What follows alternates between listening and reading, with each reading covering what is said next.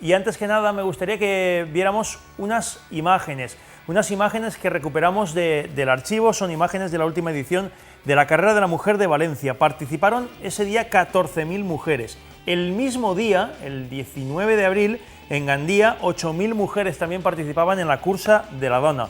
Hoy en día, en muchos pueblos y ciudades de la Comunidad Valenciana se organizan eventos exclusivamente para mujeres. Puede que parezca que sea una moda de la última década, pero hoy en Crono vamos a demostrar que esto viene de muy lejos, exactamente desde hace ya más de un siglo.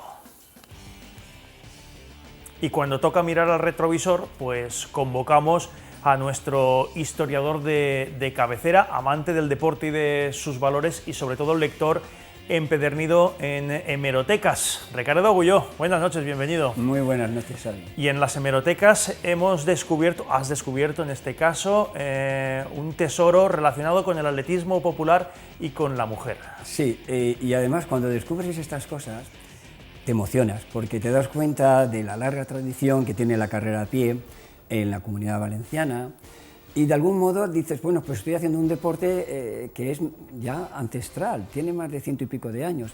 Y cuando lees, por ejemplo, que en un pueblo, que ahora hablaremos de él, carreras de mujeres, y estamos hablando del año 1880, y te dice que ya era una tradición, es decir, que esa cita ya venía de antes, te viene remontando atrás, pues de algún modo estás viendo que lo de correr no es ninguna novedad. Y el hecho de correr mujeres todavía tampoco es ninguna novedad. Pues vamos ya un poco a desvelar qué pueblo es el que citaba una crónica periodística del siglo XIX, de 1880. Pues ese pueblo es Alcublas y fue con motivo de las fiestas de San Antón, en el mes de enero. En la inmensa mayoría de los pueblos valencianos del siglo XIX y la primera mitad del siglo XX, las fiestas eran las fiestas en invierno. Después se trasladaron posteriormente al verano porque tiene más turistas, tiene más gente, la gente emigró. Pero en un principio los pueblos tenían una identidad con más solera que la que tienen hoy. De hecho, la fiesta de San Antón continúa muy presente en muchísimos pueblos y ciudades, entre ellos Alcublas. Claro, se ha recuperado, porque de algún modo se han dado cuenta de que, bueno, es invierno, pero se puede ir a Alcublas, se puede ir a muchos pueblos del interior, hoy las casas están bien acondicionadas. Y cuando lees, por ejemplo, que habrá corridas de chiquillos, habrá corridas de peones, y habrá corridas de mujeres, y habrá corridas de solteras, y habrá corridas de casadas, te estás dando cuenta de que correr es algo natural en la especie humana, digamos que estamos hechos, nacimos para correr. Por tanto, en las provincias se publicaba esa noticia referente a una competición, a una corrida de mujeres, por lo que deducimos que ya existían, lógicamente, como eran en esa época, carreras de mujeres. Sí, porque es el diario de las provincias quien lo dice, y además dice que cuentan con una larga tradición y con gran entusiasmo por parte de la población.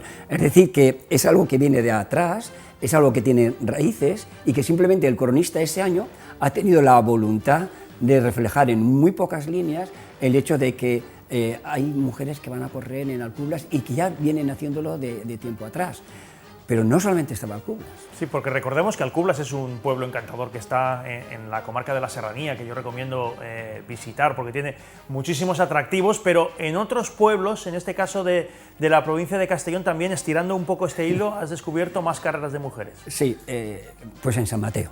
San Mateo también en esas mismas fechas, hacia 1880, se narra que habrá una corrida de mujeres. Y que luego, posteriormente, se cuenta que ganó una casada y que las solteras estaban muy furiosas porque se había llevado un pañuelo de seda muy bonito y que, bueno, pues el año que viene se iban a preparar mejor.